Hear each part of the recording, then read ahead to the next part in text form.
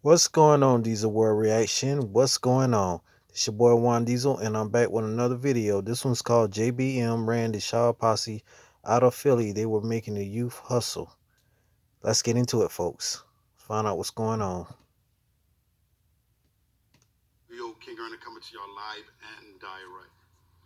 Tonight's last topic is the Shower Posse versus JBM. The Shower Posse came in Philadelphia, man. It was a bunch of Jamaicans. They was in their bag putting stuff down. I mean, they was doing all type of stuff. But for a while, we were startled by them.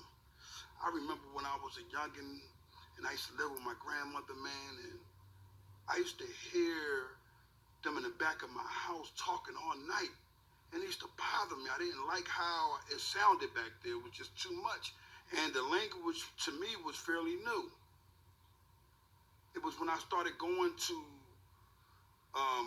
Cook Middle School is when I know that they was like really trying to take over. I had a friend of mine that wound up getting killed by the Shower Posse. You know, he was getting work from them bundles actually, and they killed him over like $50. Nonetheless, man, JBM wasn't having it, man. The Junior Black Mafia, they wasn't having it. I can't lie.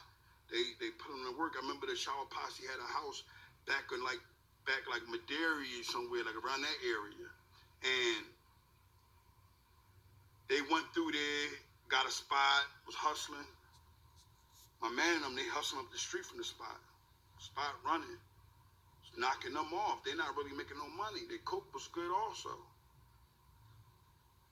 Called Marquez and them, man. They came through that joint, man, and aired that house out. As you look back, you can remember hearing about them, and then you can hear about them just getting murdered in the streets. You know, you would just hear about a Jamaican getting killed here, a Jamaican getting killed here, and Jamaican getting killed there, and it was like, God damn, what's going on? But you'll find out later that all those people that was getting killed was people, members of the Shower Posse, man. And Aaron, you know, I guess he wasn't having it, you know, and there was a lot of dudes that just wasn't having it. It came to the point where a lot of them dudes, them Shower Posse dudes, I was running into them in jail. They was getting their shoes taken, getting their clothes taken off their back. And, you know, I don't got nothing against Jamaicans because I got, you know, Jamaicans are black and I love them. But the Shower Posse Jamaicans, they were serious, man. They was about their business. It's just they couldn't handle JBM and the firepower they had, man. I can remember one time on Broad Street and looking up. At one time, I'm looking at like a bunch of people coming my way. They were just walking, regular walking. And then I, you know, turned my head and looked up again. It was 1,000 people running my way, running haul ass. And when the crowd broke, it was a Jamaican boy. He got shot in his head, neck, and back. So JBM wasn't really allowing nobody to come in. The whole Philadelphia was their territory. So you really couldn't be an out of towner and come in back in them days and get some money without you being a part of somebody. You know, like nowadays it's different. You know, all over the city, you got people just selling drugs and anywhere and just doing what they want to do. When in my time, that you couldn't do that, man. You know, you really got handled and situated. And I want the youngest to understand that, you know, it sound, I don't want y'all thinking I'm glorifying it. It sound like I'm glorifying it, like, yeah, JBM, this, and the third. But, you know, at that time, that's what was needed. And that's what I was going through in my life. But youngins, honestly, killing people over a corner, going through this over a corner or a block or a block that got a lot of work that can move on it, whatever, that shit make no sense because you're never going to be able to, you know, keep the money. You see me, you hear me mention Shower Posse. You hear me mention JBM. But have you heard how many people that I said has been killed that was a part of JBM? Have you heard about the innocent people that was caught in the crossfires of different people going to war and things happening? At the end of the day, you didn't.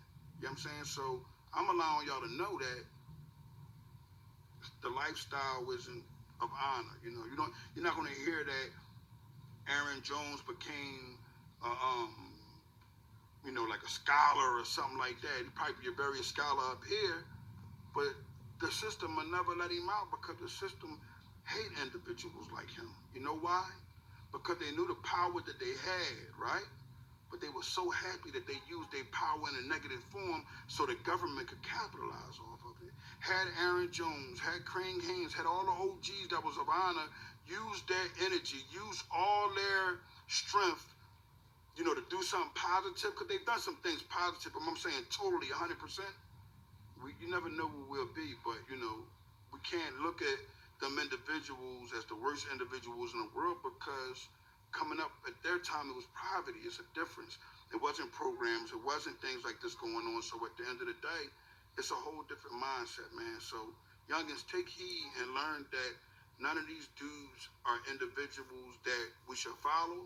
But if you take that negative and you think about it in a positive form, and if you go ahead and act that positive way out and use that same strength, though, but not negative, I think that we all are being to live in a better place. Our children be safe, and everybody will be of honor, man. I'm King Earner from the Honor Your Life campaign. Next up is I'm gonna speak about what happened in the prisons of Holmesburg when JBM got locked up. Craig Haynes, other individuals. I'm gonna speak what the media says on this and what I know personally, live and direct. King Earner.